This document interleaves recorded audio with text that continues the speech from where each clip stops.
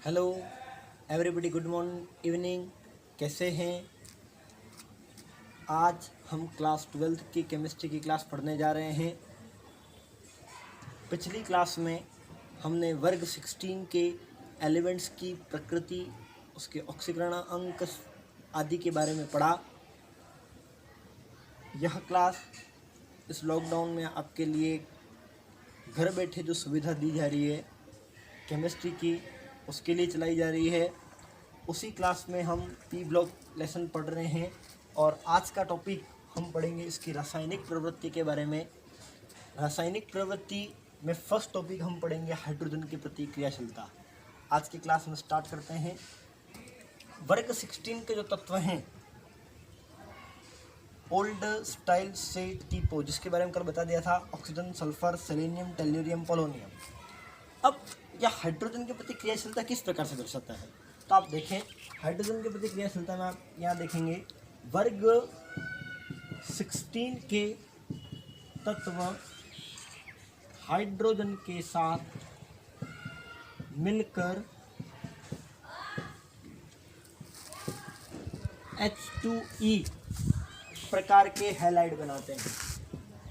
H2E प्रकार के halide बनाते हैं और H2E प्रकार का हैलाइड होता है तो उसमें HH बंध भी होगा, जहाँ पे E बराबर क्या है, H2 प्लस E। E किसको बोलते हैं? Oxygen, sulphur, selenium, tellurium, polonium.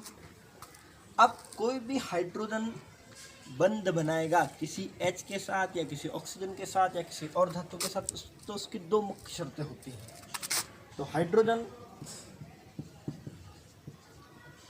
बंध बनने की दो मुख्य शर्तें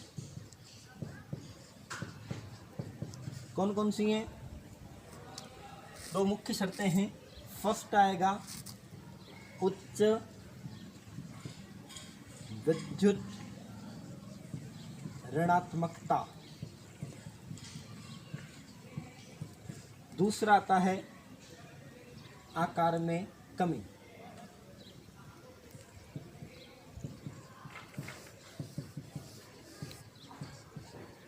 कल आपको बताया था ऑक्सीजन छोटा होता है, सल्फर उससे बड़ा होता है, सेलेनियम उससे बड़ा होता है, टेल्यूरियम उससे बड़ा होता है और पोलोनियम सबसे बड़ा होता है।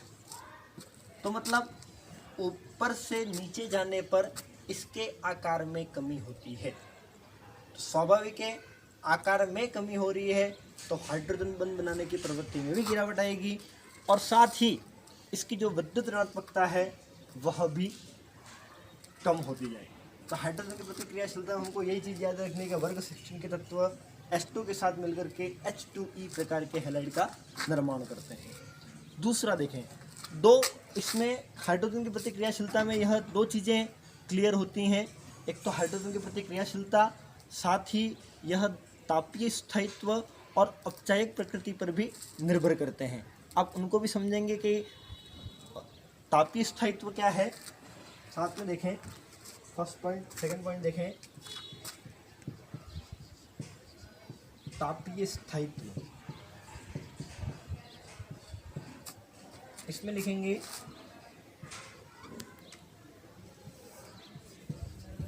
ऊपर से नीचे जाने पर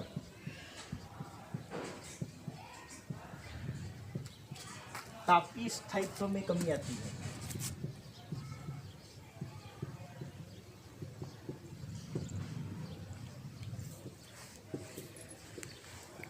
कमी आती है तो किस प्रकार से होगा? H2O, H2S, H2SE, H2TE, H2P। मतलब जैसे जैसे ऊपर से नीचे जाते हैं वैसे वैसे इसका जो तापीय स्थायित्व है वह कम होता है। अच्छा, तापीय स्थायित्व कम क्यों होता है? क्योंकि यह इसका जो बंध सामर्थ्य है वो इसके आकार पर निर्भर करता है। किस पर निर्भर करता है? बंध सामर्थ्य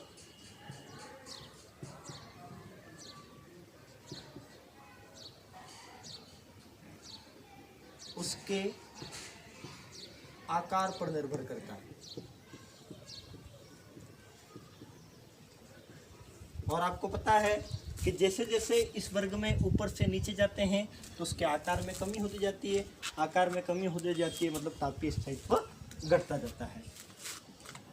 पुनः एक बार देख लें, वर्ग 16 में ऊपर से नीचे जाने पर उसके तापीय स्थायित्व में कमी आती है।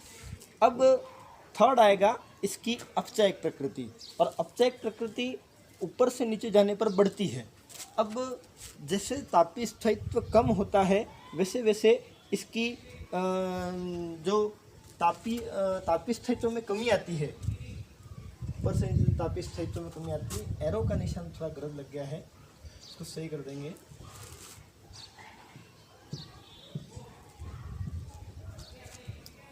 लेस देन का निशान गलत है, ठीक है। थर्ड आएगा अपचायक प्रकृति।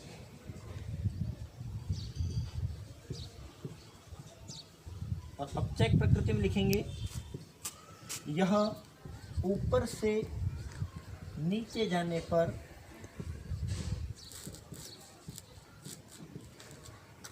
बढ़ती,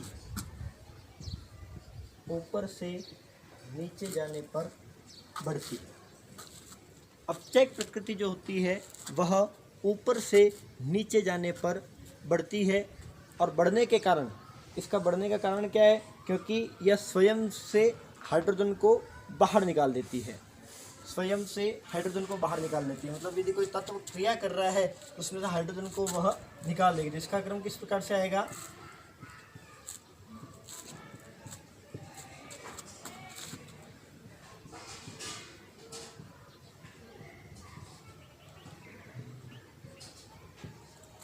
ठीक है, इसको नोट करें।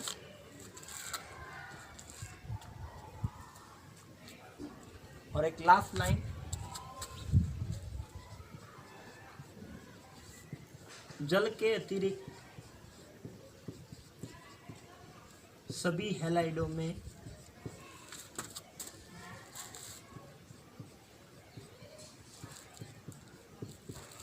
अपचायक गुण पाए जाते हैं।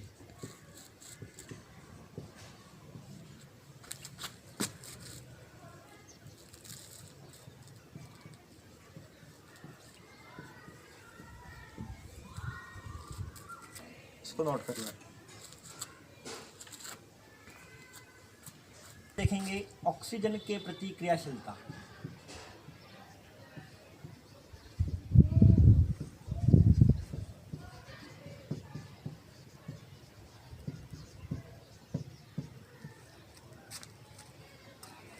इसमें देखेंगे सल्फर, सेलेनियम, टेल्यूरियम व पोलोनियम ऑक्सीजन के साथ मिलकर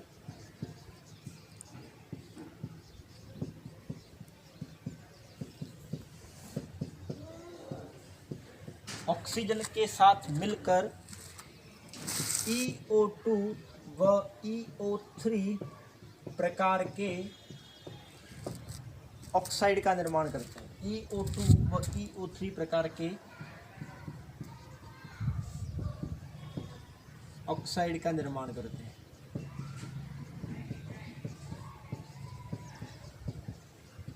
जैसे कि कुछ उदाहरण हैं, O3, ओजोन,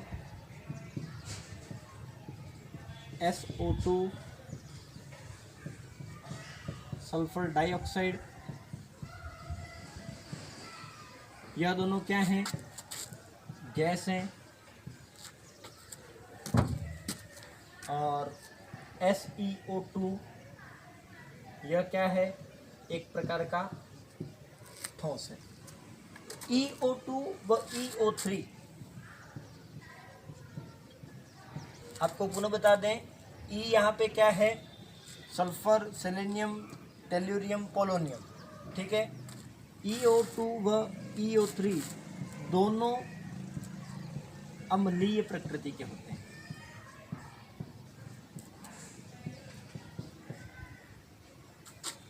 दोनों अम्लीय प्रकृति के होते हैं। देख लें ऑक्सीजन के प्रति क्रियाशीलता।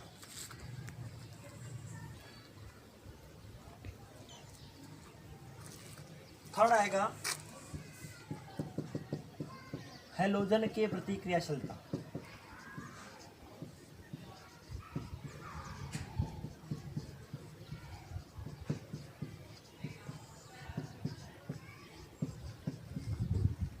हैलोजन के प्रति क्रियाशीलता, तो देखें वर्ग 16 के तत्व हैलोजनों के साथ मिलकर, वर्ग 16 के तत्व हैलोजनों के साथ मिलकर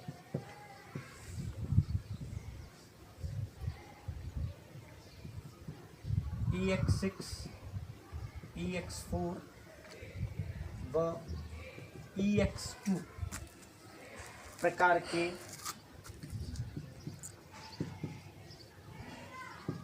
हैलाइड बनाते हैं।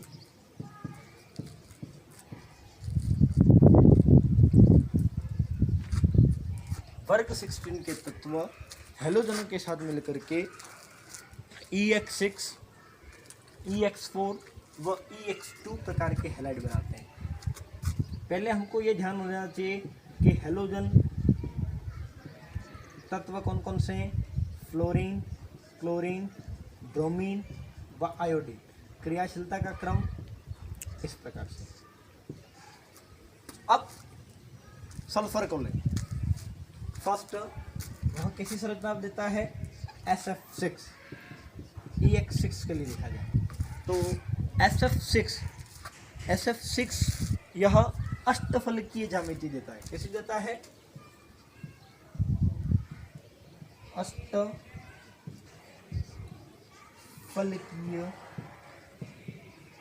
ज्यामिति प्रदान करता है।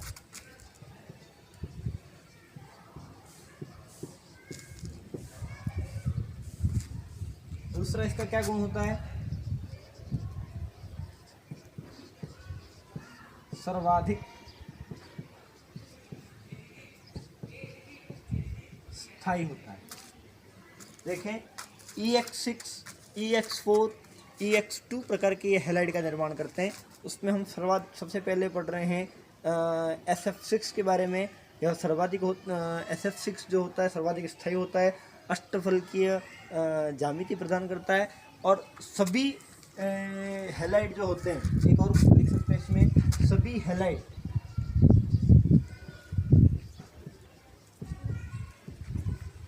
गैसीय प्रकृति के होते हैं। सभी हैलाइड गैसीय प्रकृति के होते हैं। कैसे होते हैं? गैसीय प्रकृति के। SF6 के बारे में हमको 3 बातें ध्यान रखनी है। यह अष्टफल की ज्यामिति प्रदान करता है, सर्वाधिक स्थायी होता है और साथ ही मतलब यह जो सभी हैलाइड होते हैं वह गैसीय प्रकृति के होते हैं। और नेक्स्ट हम देखेंगे EX4। EX4 में आप देखें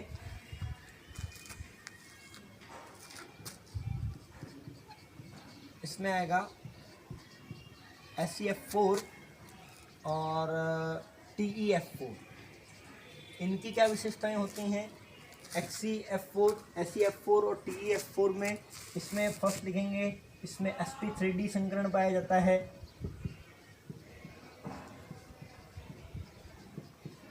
जाता है, दूसरा sp3d संकरण पाया जाता है। इसकी संरचना त्रिकोणीय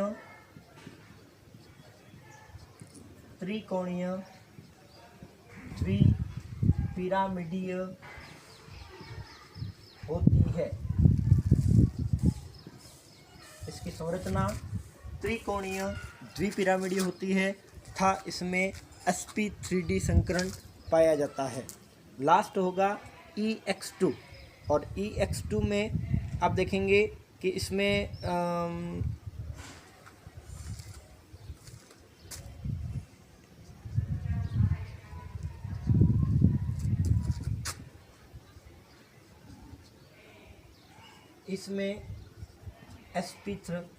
sp3 संकरण उपस्थित होता है।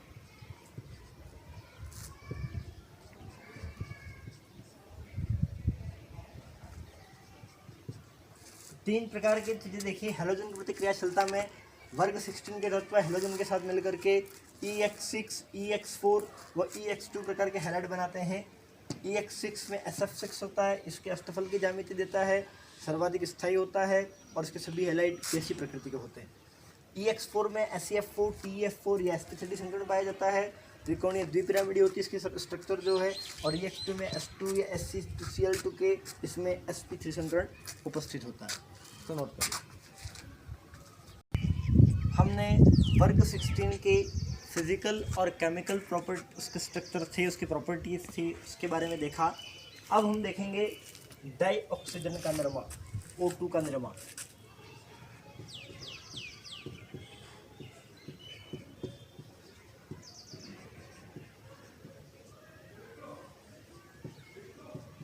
डाई ऑक्सीजन का निर्माण, डाई ऑक्सीजन के निर्माण में देखें, सर्वप्रथम 1772 में शीले नाम का वैज्ञानिक था। कौन सा वैज्ञानिक था? शीले। सर्वप्रथम 1772 में शीले ने मर्क्यूरिक ऑक्साइड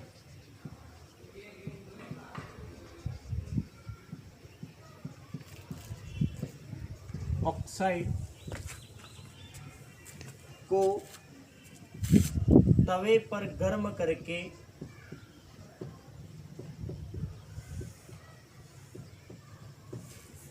ऑक्सीजन को प्राप्त किया।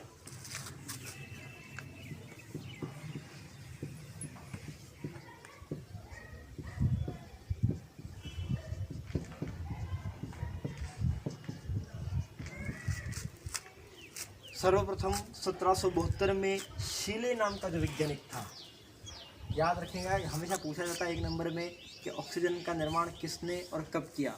1772 में शीले नाम के वैज्ञानिक ने मर्क्यूरिक ऑक्साइड को तवे पर गर्म करके ऑक्सीजन को प्राप्त किया। ऑक्सीजन के 3 समावयवी होते हैं। ऑक्सीजन के 3 समावयवी हैं।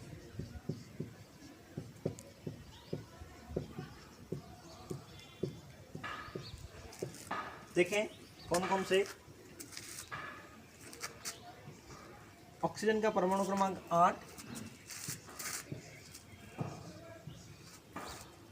इसका अणुभार 16, 17 और 18। इसमें ऑक्सीजन 99.2% के समथिंग होती है। इसमें 0.034% या 38% के लगभग होती है और इसमें 0.024% के लगभग होती है। तो ये ऑक्सीजन का जो रेशो है उस आधार पर इसके 3 समावयवी पाए गए हैं। इसके बारे में हमको जो बात ध्यान रखनी है कि 8O18 ऑक्सीजन का ये जो समावयवी है, ये कैसा समावयवी है? यह रेडियो एक्टिव समावयवी है, जिसका उपयोग नाभिकीय अभिक्रियाओं में किया जाता है। रेडियो एक्टिव समावयवी है, नाभिकीय अभिक्रिया में इसका उपयोग करेंगे। और साथ ही परीक्षा में एक लाइन का प्रश्न पूछा गया है कि ऑक्सीजन के किस समावयवी का उपयोग ट्रेसर तकनीक में किया जाता है? तो आपका आंसर होगा 8O18। साथ में यहाँ लिख दें ट्रेसर तकनीक में उपयोग। ये इसका इम्पोर्टेंट फैक्ट है जो अक्सर परीक्षा में पूछा गया है कि ट्रेसर तकनीक में ऑक्सीजन के किस समावयवी का उपयोग किया जाता है। तो 8O18 का ट्रेसर तकनीक में उपयोग किया जाता है।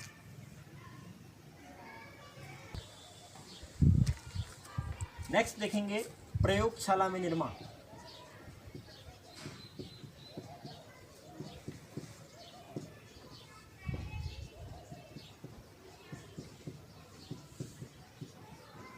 कुछ विधियां हैं जिससे हम इसको प्रयोगशाला में बना सकते हैं। फर्स्ट जो विधि दे रखी है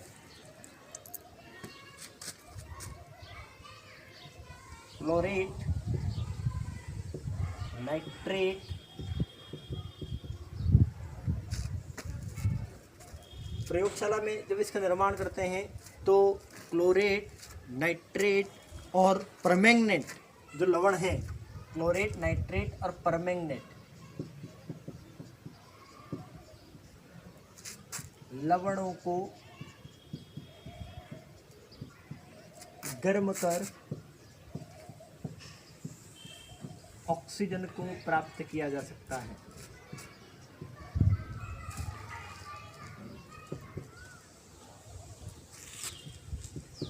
प्राप्त किया जा सकता है। जैसे कि क्लोरेट की बात करें, 2KClO3 इसका फॉर्मूला है। इसको गर्म करेंगे, MnO2 उत्प्रेरक लेंगे तो क्या बनेगा हमको 2KCl। जब इसको गर्म करेंगे तो इसमें से 2KCl पोटेशियम क्लोरेट है वह अलग उत्पाद के रूप में आएगा और शेष क्या बचेगा, शेष बचेगा 2O3। हमको तो चाहिए ऑक्सीजन, ऑक्सीजन के लिए इसको पुनः गर्म करेंगे और अधिक गर्म करने पर यह O2 और O में विभक्त हो जाएगी, ठीक है, जिससे हमको ऑक्सीजन प्राप्त होगी। फर्स्ट है क्लोरेट नाइट्रेट व परमैंगनेट आदि जो लवण हैं इनको गर्म करने पर ऑक्सीजन प्राप्त की जा सकती है। नेक्स्ट आएगा कुछ Ag, Hg, Pb व Cu के जो ऑक्साइड है उनको तापीय अपघटन से भी प्राप्त किया जा सकता है ऑक्सीजन को।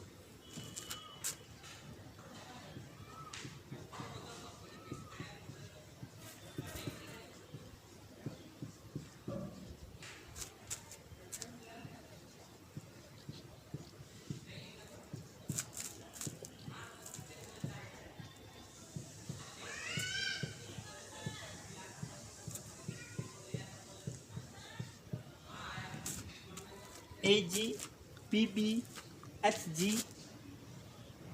व Au के तापीय अपघटन से ऑक्सीजन को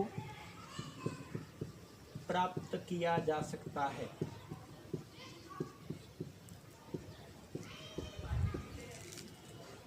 देखें Ag यानी सिल्वर, Hg यानी मरकरी या पारा, Pb यानी लेड, Au यानी गोल्ड, ठीक है। ये जो चारों चीज़ें हैं इनका तापीय अपघटन करवाया जाए तो इससे भी हमको ऑक्सीजन प्राप्त हो सकती है। जैसे कि हम देखें 2Ag2O है, उसको गर्म करेंगे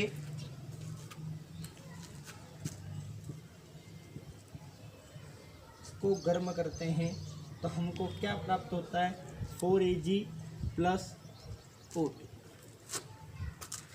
यदि सिल्वर का कोई ऑक्साइड है उसको गर्म करते हैं तो उससे भी हम मतलब ऑक्सीजन को प्राप्त कर सकते हैं। यही कि यही चीज़ मरकरी में भी हो सकती है, लेकिन जब भी मतलब हम इसकी क्रिया लेड के साथ करेंगे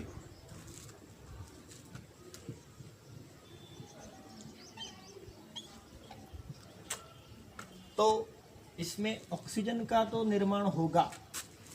ये जो रूल्स है वह Ag, Hg और Au के लिए लागू होगा, लेकिन आपको ध्यान रखना है कि जो लेड ऑक्साइड है, लेड ऑक्साइड में जब इसको हम गर्म करते हैं तो यह ऑक्सीजन तो देता है लेकिन साथ में एक ऑक्सीजन के अणु को अपने पास रखेगा। ऑक्सीजन के साथ जो इसका मोह है उसको वो दूर नहीं कर पाता है। इस वजह से PbO2 को जब गर्म करते हैं ऑक्सीजन का निर्माण तो यहाँ हो गया, ऑक्सीजन तो बन गई, साथ ही वह एक ऑक्सीजन को अपने साथ रखेगा, ठीक है। तो Ag, Au, Pb व Hg के तापीय अपघटन से भी ऑक्सीजन को प्राप्त किया जा सकता है।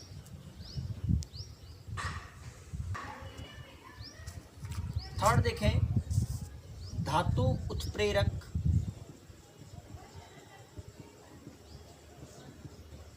प्लैटिनम व निकल की उपस्थिति में हाइड्रोजन परऑक्साइड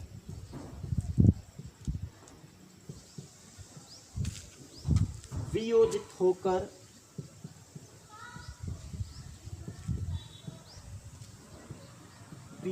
होकर जल तथा ऑक्सीजन प्रदान करती है। धातु प्रेरक निकल व प्लैटिनम की उपस्थिति में हाइड्रोजन परऑक्साइड वियोजित होकर जल तथा ऑक्सीजन प्रदान करता है।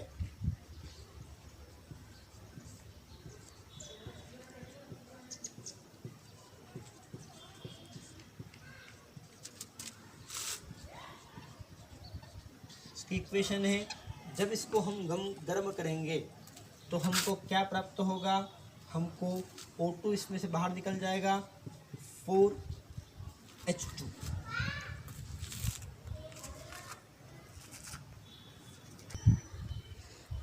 यहाँ देखिए 2H2O2 को जब गर्म करेंगे यहाँ पे 2H2O बनेगा, वो O2 बनेगा। तो धातु प्रेरक एक बार पुनः समझा दिया जाए। क्लोरेट, नाइट्रेट, परमैंगनीय लवणों को गर्म करने पर उसको ऑक्सीजन को प्राप्त किया जा सकता है। इसको हमने MnO2 की उपस्थिति में गर्म किया तो हमको पोटेशियम क्लोरेट व O3 अणु प्राप्त होता है। उस O3 अणु को पुनः गर्म करने पर ऑक्सीजन प्राप्त हो सकती है। Ag, Pb, Hg, Au के तापीय अपघटन से ऑक्सीजन को प्राप्त किया जा सकता है। इसको गर्म करते हैं तो यह अपने लवणों में विभक्त हो जाता है। और साथ में Pb के लिए कभी प्रश्न आ सकता है कि मतलब रिक्त स्थान की पूर्ति कीजिए, वहाँ पे PbO2 को जब गर्म करते हैं तो साथ में वो अपना ऑक्साइड प्रदान करता है। धातु उत्प्रेरक में प्लैटिनम निकल की उपस्थिति में हाइड्रोजन परऑक्साइड वियोजित होकर जल तथा ऑक्सीजन प्रदान करता है। इसको नोट करें। नेक्स्ट हम देखेंगे डाइऑक्सीजन के गुणधर्म।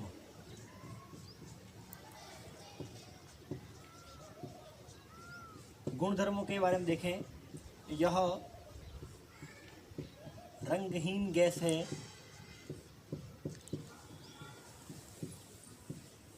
दूसरा, इसे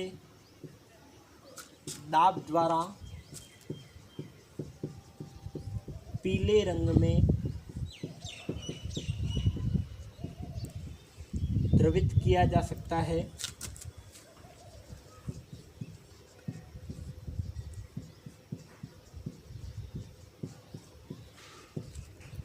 तीसरा,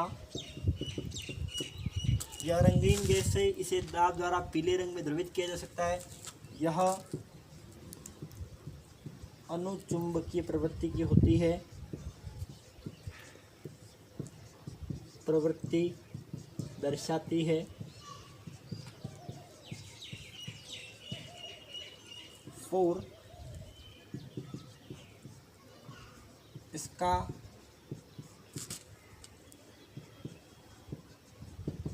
गलनांक 90 केल्विन व क्वथनांक 55 केल्विन होता है। तो ये इसके 4 गुणधर्म होते हैं। 4 गुणधर्मों में आप देखें, इसका जो गलनांक है, गलनांक 55 केल्विन व क्वथनांक 90 केल्विन होता है। यह रंगहीन गैस है, इसे दाब द्वारा पीले रंग में द्रवित किया जा सकता है। यह अनुचुंबकीय प्रवृत्ति का गुण दर्शाती है और इसका गलनांक 55 केल्विन तथा इसका जो क्वथनांक होता है, जो बॉइलिंग पॉइंट होता है, वह 90 केल्विन होता है। यह धातु, आगे देखें इसकी गलनांक और क्वथनांक के बारे में।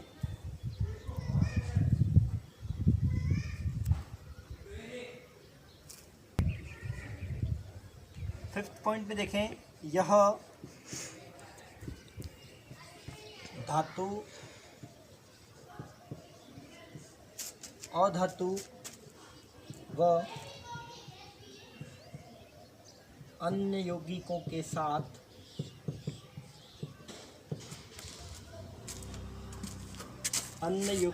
साथ क्रिया करके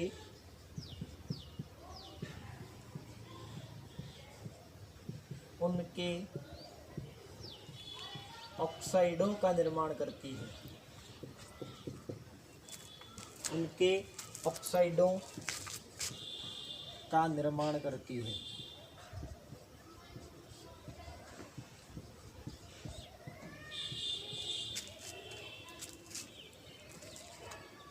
जैसे कि कैल्शियम का है तो वह कैल्शियम ऑक्साइड का निर्माण करेगी। तो यह धातु, अधातु और अन्य यौगिकों के साथ क्रिया करके उनके ऑक्साइडों का निर्माण करती है। इसमें और भी है कि कुछ यौगिक होते हैं, कुछ यौगिकों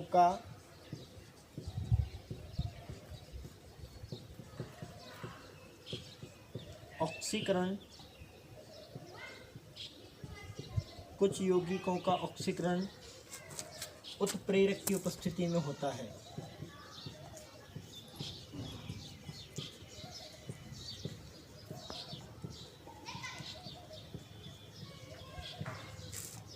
इनमें कुछ यौगिक ऐसे होते हैं जिनका उनको ऑक्सीकरण करवाना हो तो किसी न किसी उत्प्रेरक की आवश्यकता होती है, उसके माध्यम से ही उसको उत्प्रेरक की उपस्थिति में इसका ऑक्सीकरण करवा सकते हैं। जैसे कि